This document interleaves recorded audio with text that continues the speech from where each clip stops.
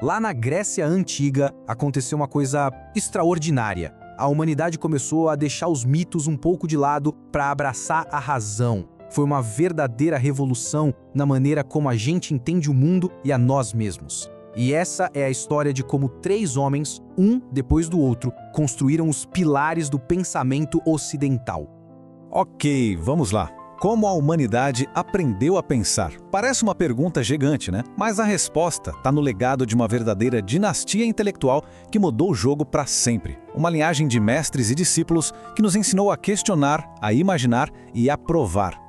E que linhagem, hein? A gente não está falando de figuras isoladas. Pensa bem, Sócrates foi o mestre de Platão. Platão foi o mestre de Aristóteles. E Aristóteles, por sua vez, foi o tutor de ninguém menos que Alexandre o Grande. É uma corrente direta de conhecimento que não só moldou a filosofia, mas a própria história. Então, para começar, vamos falar do ponto de partida de tudo isso, o catalisador, Sócrates. Um cara que não deixou uma única linha escrita, mas cujas perguntas ecoam até hoje. Ele era a faísca.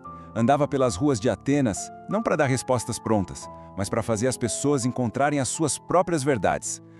E essa frase que todo mundo conhece, só sei que nada sei, bom, isso aí não é ele dizendo que era ignorante, muito pelo contrário, era o ponto de partida da sabedoria. Para Sócrates, o primeiro passo para aprender de verdade era admitir que a gente não sabe tudo. Essa humildade intelectual era a chave para abrir a mente.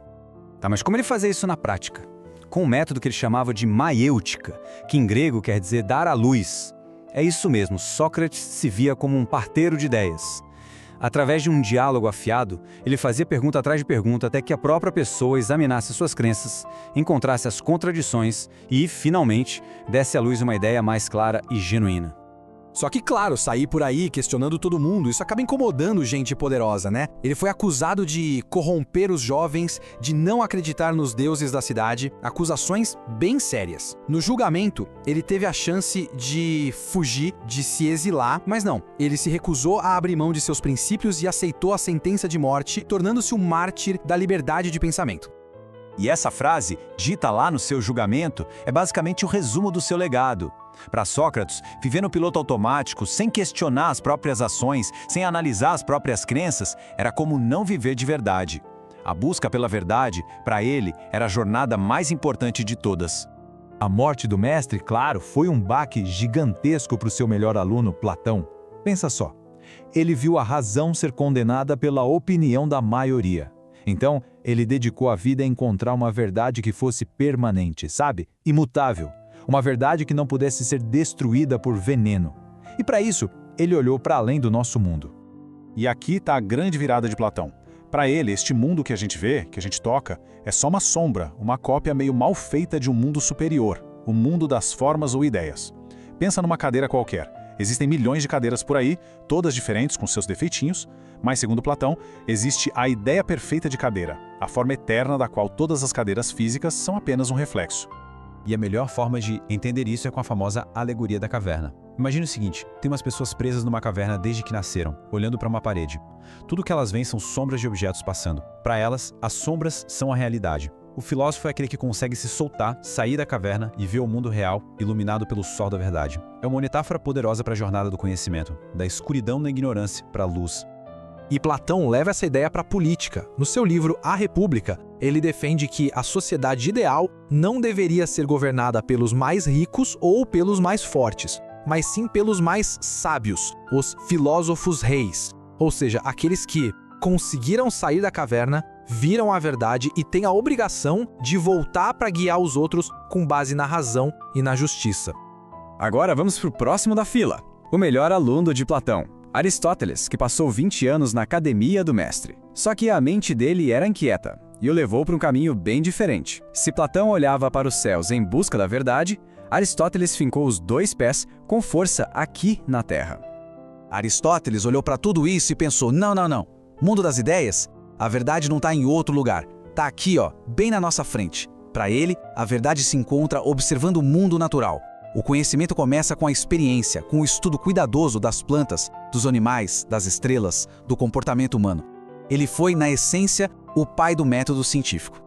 E essa pegada prática dele se estendia também para a ética. Aristóteles dizia que a virtude não é um extremo, mas um equilíbrio, o famoso meio termo de ouro. A coragem, por exemplo, é o meio do caminho entre a covardia, que é a falta, e a imprudência, que é o excesso. A generosidade fica entre ser pão duro e ser esbanjador. Viver bem era encontrar esse equilíbrio em tudo.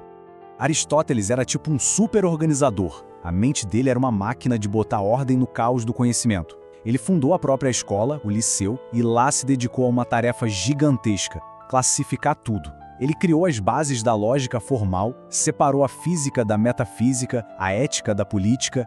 Ele literalmente criou as gavetas onde a gente guarda o conhecimento até hoje. Beleza.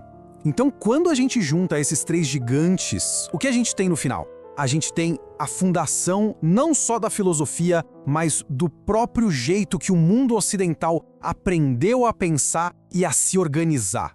É uma trindade perfeita. Temos Sócrates, focado na ética, que nos deu o método para a gente se questionar. Aí vem Platão, o cara da metafísica, que nos deu a capacidade de imaginar mundos ideais, de buscar a perfeição.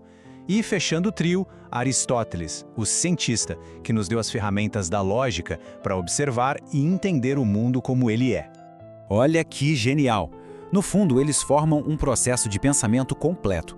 Sócrates nos ensinou como questionar. Platão nos ensinou o que imaginar. E Aristóteles nos ensinou como provar. É um ciclo de descoberta que move a ciência e a filosofia até hoje.